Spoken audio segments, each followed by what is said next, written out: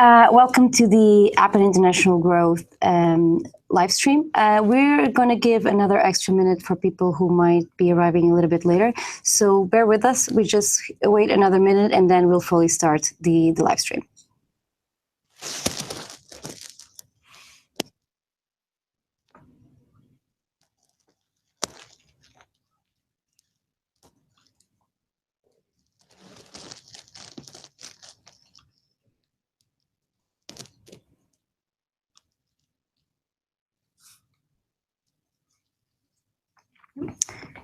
So we have waited for the minute, so let's get started.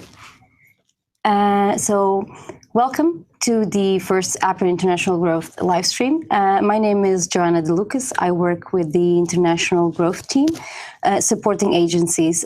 This team works with improving and supporting clients on their international strategy.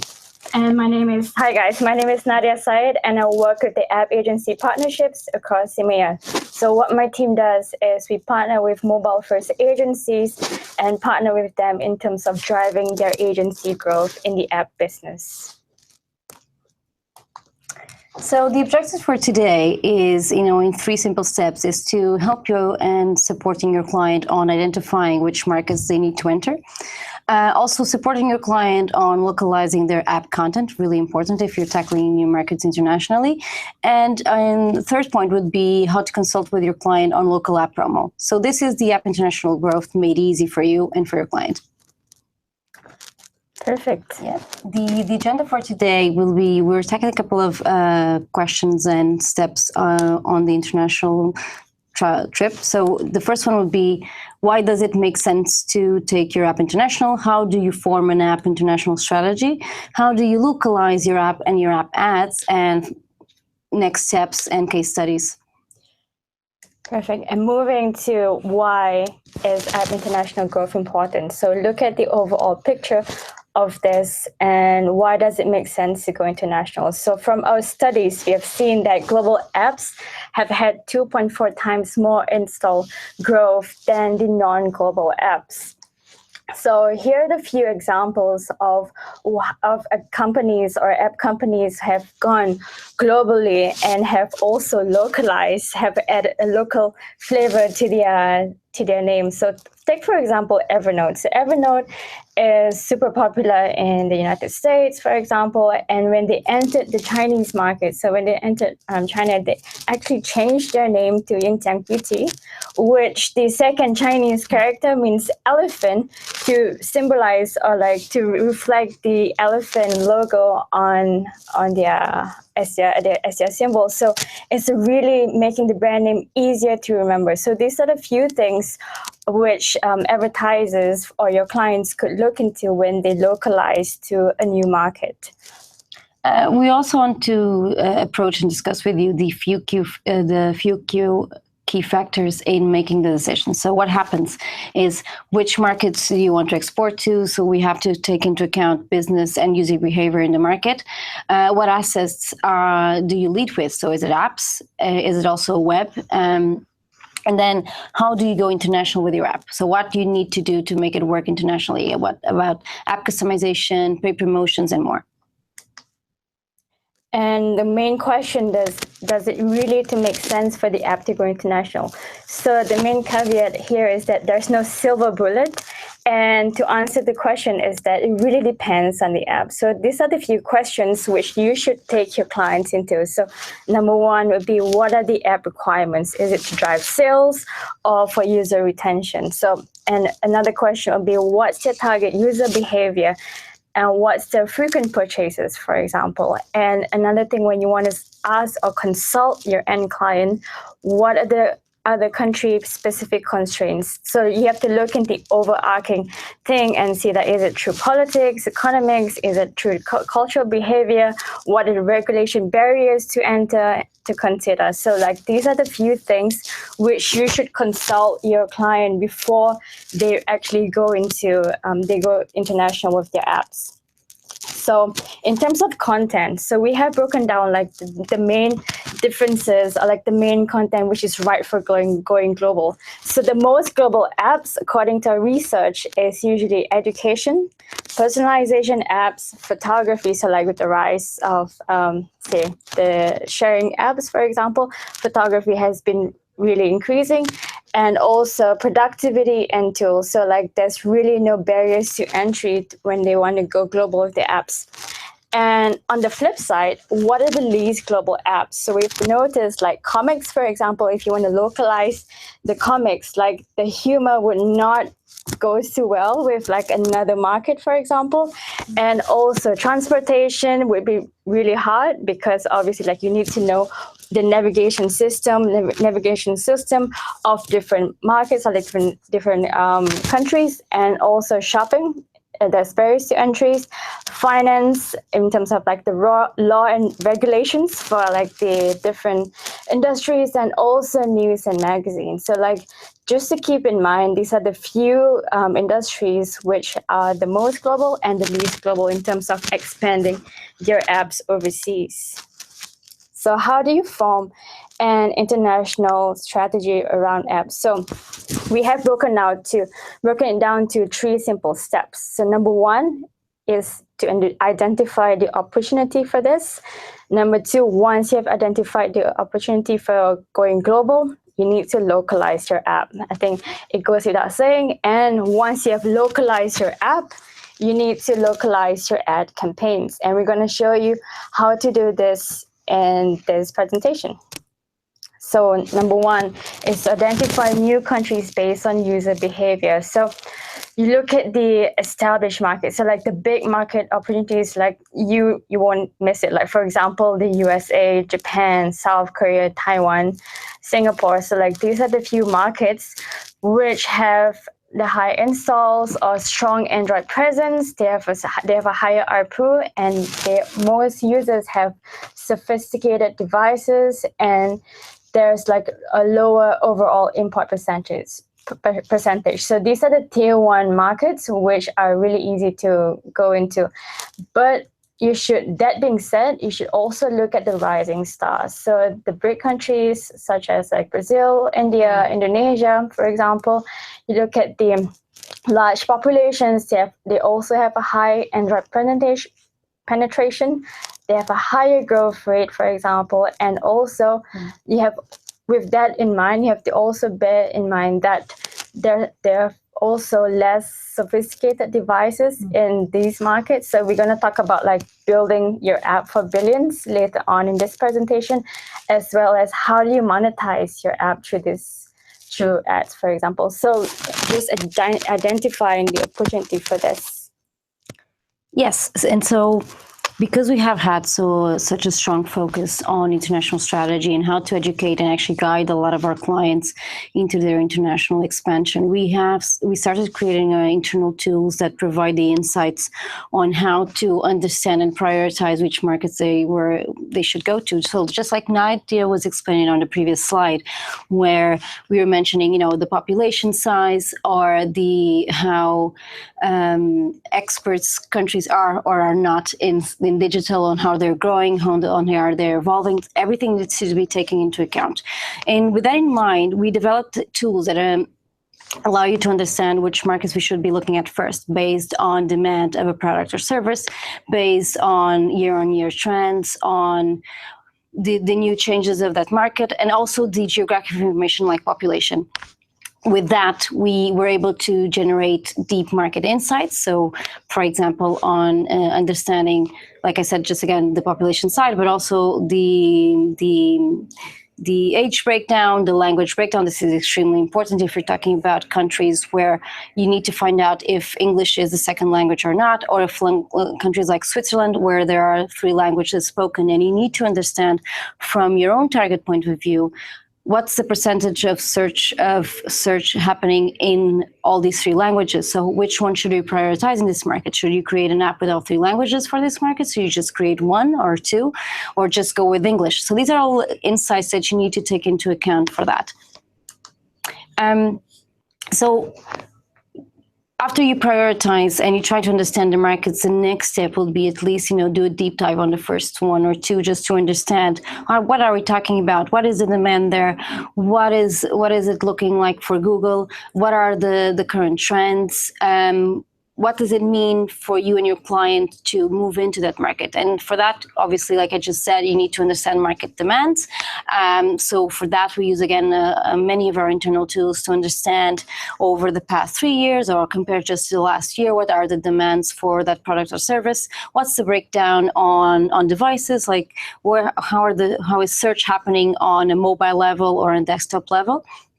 And then we also help you create and budget for and profit projections. We support you on benchmark analysis, so you can understand what it involves and what it will take and what budgets will you need to go into these markets according to your own target. So let's say you want to go to a market and you want to be a market leader. Obviously, that will be, you'll require a higher budget than if you just want to have a soft entry within a market. So these are all things that you need to take into account, and you need to consider discussing with your clients just to make sure that expectations are met. And as long as you are clear and your client is clear to you on what are their focuses and objectives, this is something that we can help you with, and we can tailor the analysis to your end client's needs. So this is just a small example of insights that we can provide. And here you can see the market insights for the number of apps installed in APAC region. So you can see the pre-installment and install yourself. This is interesting insights if you're tackling one of these markets or if you're just considering APAC altogether. So in Google, we just don't look over search in general. Like if you just want information on apps specifically, this is something that we can deliver. So have that in mind. Great. And in terms of measurement, we do have the Google Analytics for Firebase in terms of measuring your campaign performance and your app. So these are the few, and Google Analytics for Firebase is also free of charge for everyone, and you can just easily insert the SDK for Google Analytics for Firebase, and you can enjoy these insights and propose new markets for your clients. And we do have also a few metrics to look at. So if you want to identify your client's KPI in terms of in-app purchase example, so we could also pull these metrics and we could rank the market identified by your client's KPI. For example, if the primary KPI is in-app purchase, and we would focus on this market. So like here we have already ranked like the high value markets such as Japan, Hong Kong, Korea, Taiwan, Singapore, Switzerland, just to name a few. If the main objective or the main KPI of your client is to monetize with an in-app purchase. So these are the availability of tools or data that we have, and this is all shared with from App Annie. So you could easily request this from your Google representative. Another KPI would be the engagement use. So you could also slice and dice the data from what we have. So these are a few engagement metrics broken down by like the different countries. So for example, on the left on your screen, you see like for Spain, and then we also have it for South Korea, and we have like different apps with a few engagement metrics. So it's really important to identify what's your client's KPI in terms of identifying their export strategy. And another question that comes very often is, what are the metrics that are useful? So I've mentioned App Annie. So we do have like Google consumer surveys, for example, consumer barometer with Google. We have the global web index, so Comscore. So these are the few third-party data which we would lean back, or like we would also refer to when we propose a strategy for our clients. So Sorry, just to add on to what you're just saying, interesting is that, for example, consider Think with Google and all of the insights that the tool provides as well. So Consumer Barometer is updated several times a year, and this is something that you should have a look at. If you look at, for example, the World Factbook, it's a completely free service that you can find online, and is provided by the CIA. So there's a lot of information that you can find on these websites that can complement your own analysis and try to understand if the markets fit what your clients are going after, like what they want to achieve on the long-term international goal. Correct. And then once you have decided on your list of markets, then we would also break it down to like a small metric, like the one I've presented on the screen. As you can see, like, for example, how is the internet speed, or like for the developed app markets, for example, or like for the emerging app markets. Or you can also break it down to like the average number of apps installed and lay it down into like the different markets. And you can do it really easily for most of your clients. And this is something like an entry strategy which you should propose, or which you could propose to your clients in terms of like identifying their tier one, or like the easy markets to export to, or like to go international with. So these are a few things or tips and tricks of going global with your client. So as I've mentioned, like to sum it up, so these are the next steps. So do your research. You're using your app's data.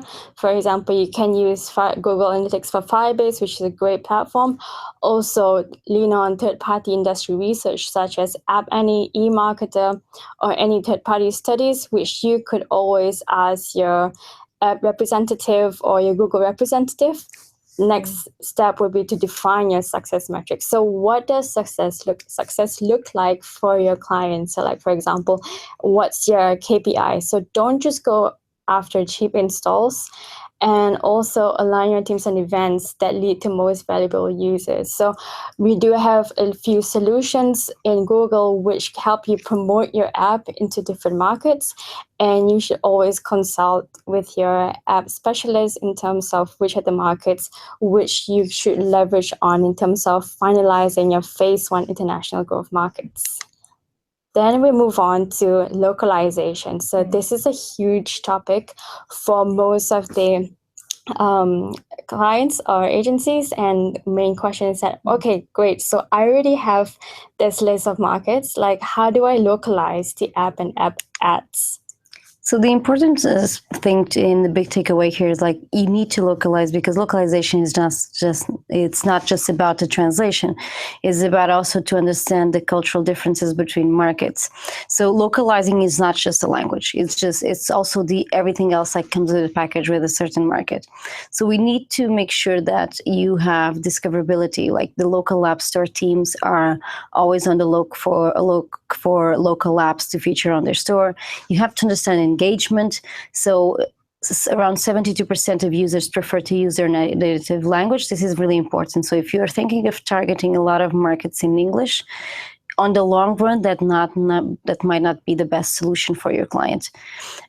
Localized apps increase in 128% downloads and 26% increase on revenue. So think about that when you're defining your strategy, when your client is talking to you about budget, and to be realistic about expectations. If you understand how important localization is, this is something a few of the metric that we should be looking at. Also, consider experience. It's also about building your brand. Localizing enhances your brand by showing that you respect local users. So obviously, if you're going to target Spain in Spanish, you're going to have a better brand perception if you target Spain in English, for example. This is all things you need to take into consideration, especially if your client comes back to you and he's saying that localization is not a priority. This is something that you can challenge them with. So localization, the global localization, well, titles, you need to localize the keywords in your title. So do not keep the titles in English or your core market language for if that's what you intend to do. Regarding background, you need to use local images and landmarks in screenshots and backgrounds, because this is really important. Let's say you're targeting a South American country, and then if you're showing like a typical town or city in Europe, you're going to have like it's a different reality in these markets. So you need to understand that it's important not only about the language, but also about the setting and what you're showing and your client's perception of the brand. Regarding keywords, so individualized keywords research by market, and obviously your unique selling proposition needs to be interesting. So test for that in each market. So here in this slide, you can see all the different information you can get, all the markets. So for example, in UK, around 60% test have different winner than US. In This is something that you can understand depending on the markets that you're targeting. You'll be able to see the deck following this presentation, but this is just for you to have an idea that all these different regions have different win points. So how can we support you in localizing your app? So you have the option of the Google Play Developer Console, where you can translate your text within the app and your Play Store listing. Furthermore, if you want to translate and localize your ads for your AdWords campaigns, you should speak to your Google representative. We do have at the moment specific solutions for this kind of service. Feel free to contact your Google representative and they will give you more information on this and what other opportunities and solutions we have for you. Great. And in terms of localizing the app, so you can really get this easily from the Google Play Developer Console, and you can find it directly in the Google Play Console. So as you can see on the screen, I've taken a snapshot of what it looks like on the console. So over on the left-hand side, you can see like in terms of translation services, you can easily request a language which you want your app to be translated to. So this is how it looks like. So you can translate your app really easily. So now it has like a new interface as well. So you can translate it really easily. In terms of like the service, it's really quick and fast. And in terms of being professional, it's vetted again by a professional and a human translator. And it's also value for money. So if you're like a small developer and you're looking to translate your apps into different languages, this is the most cost-effective way and to localize your apps into different languages. So again, I've taken a snapshot from the Google Developer Console, and here you can see like once you select the language, you can select the content as well, and then you can say like what's the settings, or you can also review the order before you actually pay for these services. And so you can see like on the screen, as you can see, they clearly show you like there's no hidden charges, there's no hidden costs. You can easily translate the app through the console, and you can see like the total billing and what's the total purchase made for the localization of your app. So in terms of cost estimates, so these are the ballpark figures of the average cost. So it really differs accordingly to which provider which you choose. So for example, like you can see it on the screen. So these are a few trusted service providers and the total price which they charge. And the average translations are usually done within 4 to 7 days, and you can also pay with Google Wallet. So it's really easy, quick and simple way to localize your app into another language. Yeah, and to localize your app, you also can use our Google Preferred Translation Partners. This is a localization service that can support you with apps and other content. So let's say even website strings and marketing material, even to business documents. This is a self-service, customized third-party platform. So it's one of our main third-party partners that we have an agreement with. And this is powered by Google Preferred Translation Partners.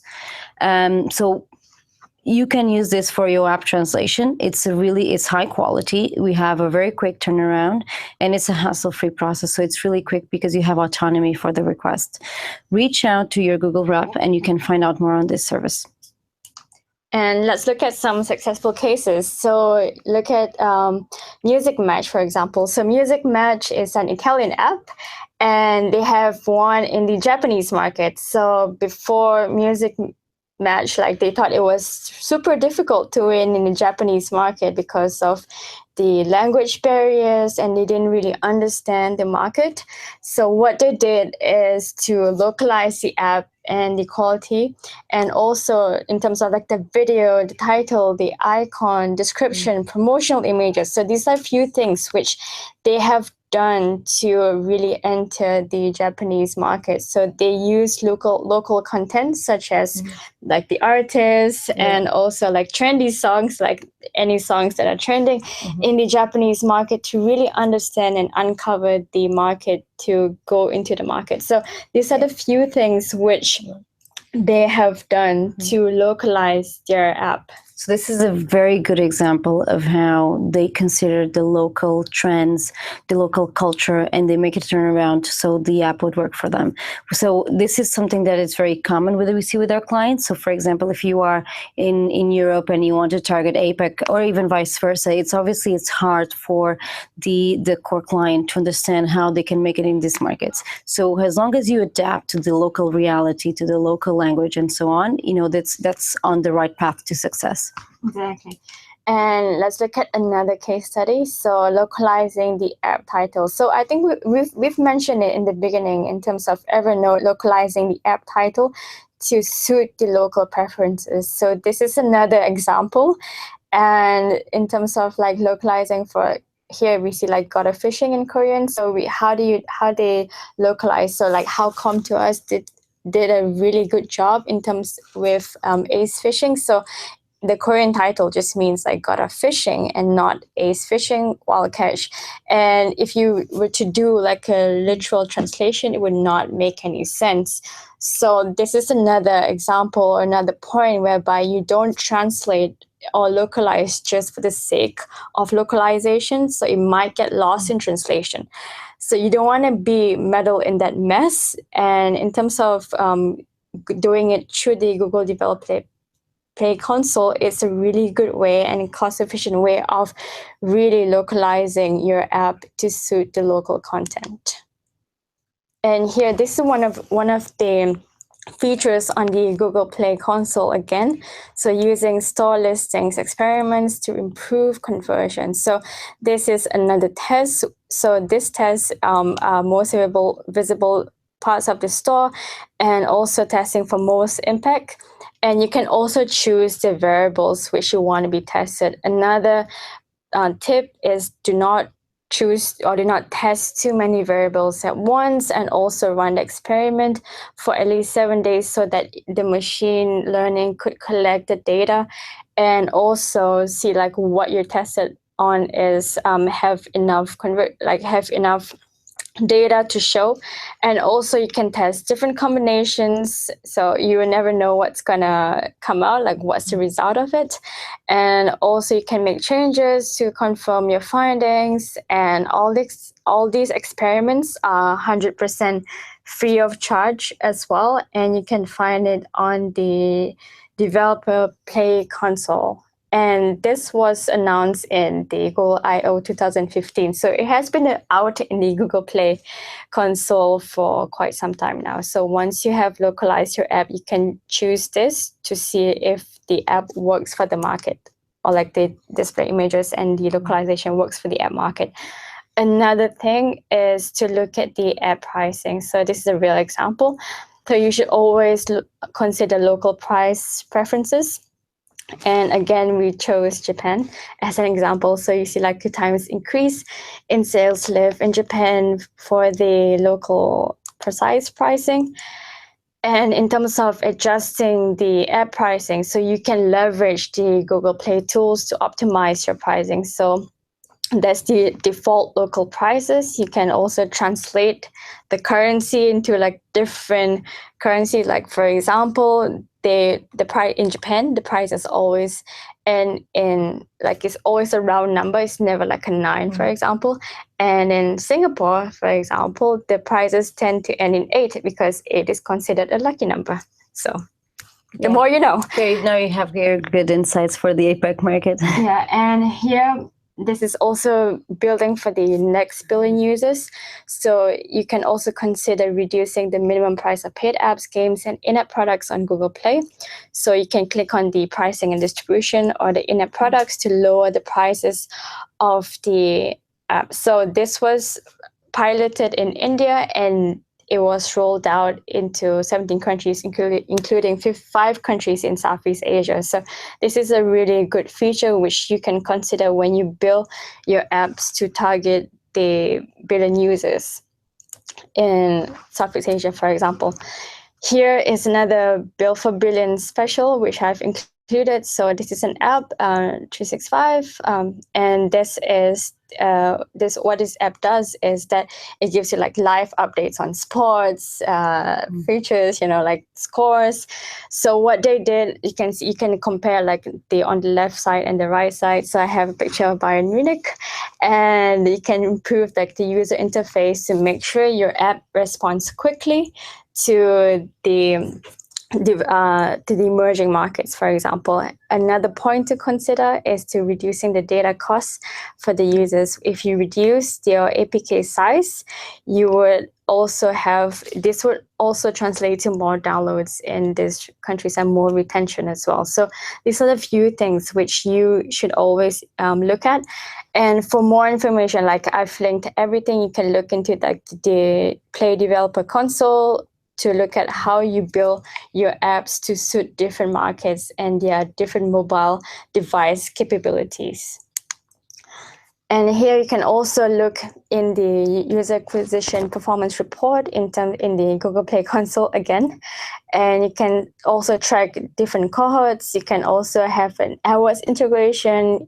You can see like the performance of your organic paid channels and see which users go on to make a purchase.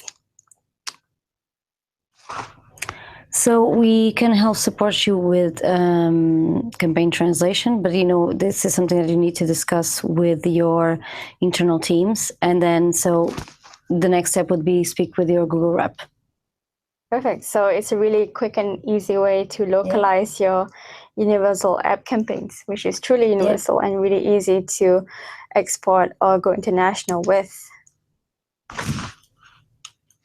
So, like we just said earlier, it's not just about translation. It's about to understand the full capabilities of a market and what are the trends and what are the do's and don'ts in specific markets, especially from a cultural point of view. So level one would be, start simple, unlock the new opportunities, understand how the automated localization functions. So what are the app listing pricing, like you just said, the fact that some countries you cannot use, you have to use like a full number or an 8. In the end, really interesting. Also try your APK translation services or translate text in promotional screenshots. So this is something that you need to know and you can adapt to your local market. Get serious about it. So let them know that you care. Let them know that you love their market, and your brand awareness and your brand perception will benefit from this. So you translate the app strings, you make sure you test your icons and titles, and you localize the app screenshot. You also, again, adjust the pricing based on local purchasing power. This is really important. So one of very common mistakes is when companies have the same pricing for across all the markets. They have different economies. So obviously the product or service can be less appealing considering the cost for that specific market. This is something that you need to consider. And on a third level, you go native. You just go all the way and you make sure that you adapt to that market. You win the love from the local users. You create local content. You make sure it's culturally relevant to that market. You also need to understand the seasonality, especially if you're going to a region where it's completely different from yours, like regions where Christmas is not celebrated, where Black Friday is not big. So try to understand what's big in that market and try to play along with it. Also, make localized editorials, make beta testing in the market. This is really important because you still need to know what works and what doesn't work in that market. And try to invest in marketing and partner with local businesses, because this not only will help you with your brand perception, it will give you direct accesses to the local insights and trends of the market, but also will give you a feel of the economic status of the market. And in terms of looking for, like, for example, if you want to have what's the best content for different markets, you can always reach out to your Google representative who have more insights into the localization of the different markets. So once you've launched the app, you always, like what Joanna has mentioned, always improve the app once it's launched in new countries. So what you do is to look at the A/B testing in terms of experiments. You look at how do you improve the acquisition channels, and also how do you improve the localized stores listings. So on the Google Play Console, again, you could also easily translate the button into different languages. So for example, like I've just did it for different languages, and it's a really easy way to be local or like to get local really easily with your apps. So we move on to reporting on AdWords. I just want to touch really quickly on this. So Data Studio. So I've been using Google Data Studio for a really long time now. And now it has an enhanced features on AdWords with MCC support, which is really good news for agencies, whereby they can do seamless reporting across teams and across different teams within the agency. And what you can do here, as you can see like on the picture here, which I've taken from the website. So Google Data Studio is really fast and easy way to look at your performance, look at the performance of the campaigns, and share your insights in a beautiful way to your clients. And this would also engage, or like this would also help you to engage in the different conversations which you have with your client in terms of determining their performance of the campaigns and so on. So like you can also filter it accordingly to like the multiple sub account and the currency. So currency was a huge headache, at least for me. Like currency was a huge headache in terms of like changing it to euro and the USD and like different currencies in terms of like the international countries. So now we have like, you can also filter it, and you can also have like the different sub account currencies on the Google Data Studio. So you should try this for your clients. Yeah, it's excellent for reporting. It's excellent for a live information what's happening in your accounts. You can do a lot of decisions based on these reports and understand, if you're achieving the metrics that you set up for. Exactly. Now we move on to the case studies, which with Universal App Campaigns. So Entromax, they use the power of Universal App Campaigns to keep going global. So what they've done is they really have like 40,000 downloads in the first 2 months. So what they did is to test these markets which they have listed and really go global in the first 2 months. And then they have like a lower CPAC compared to the other channels, and they also reach high quality of users globally. So in terms of scaling, using Universal App Campaigns, in terms of scaling the amount of users, in terms of scaling, in terms of growing your user base, so Universal App Campaigns is a really good platform, is a really good solution which we have in terms of growing your user base. And another example we have is Trade Hero. So Trade Hero, they also use Universal App Campaigns to expand to different Asian countries. And for example, like they use Universal App Campaigns to expand to Malaysia, and because it's really easy for them to get app installs across the Search, Play, Display Network, YouTube, and MOP. So like, and also Gmail. So these few things, they really leverage on the power of Universal App Campaigns to go across different markets. And they really believe that is a crucial part of their acquisition strategy. So you can see like what they did is to test into different markets. Like once they have collected like the information for which markets they want to go to, they localize the app, and then they would go through it like through the AdWords platform on Universal App Campaigns to go to different markets. And here are the next steps for the agency. So like rounding up. So number one is to help your client identify which markets to enter. So once you have have the tier 1 countries, for example, or like the tier 2, tier 3, and then also have a defined plan, or like what months or like what years you want to enter these markets, and what's the different KPIs. Number 2, once you've done that, you localize your app content. So we've gone through like the different localization strategies. So we do have a lot of tools. So you do need to contact your Google representative to guide you through this process if you're unsure, or if you don't know like what's the benchmarks, for example, for the different countries. So we are here to help you. And also like in terms of localization, you can also do it like the A/B testing on the Google Play Developer Console. And like you can also help your client localize app content. And in terms of local app promotion, we've just talked about the universal app campaigns and how it's really easy for you to help your clients to grow internationally in terms of scaling the app into different markets. So always look at these few steps and keep in be in touch, put in touch with your Google representative in terms of scaling your app internationally. So just wrapping it up, there's a lot of amazing content that we shared here today. Yeah. So just on a couple of bullet points, the most important things would be make sure that localize isn't just a translation. You're considering all the cultural and the local insights of the market you're targeting to. Make sure that even on the pricing level, on the communication level, on the image level of what you're showing on the background of your app makes sense in these markets.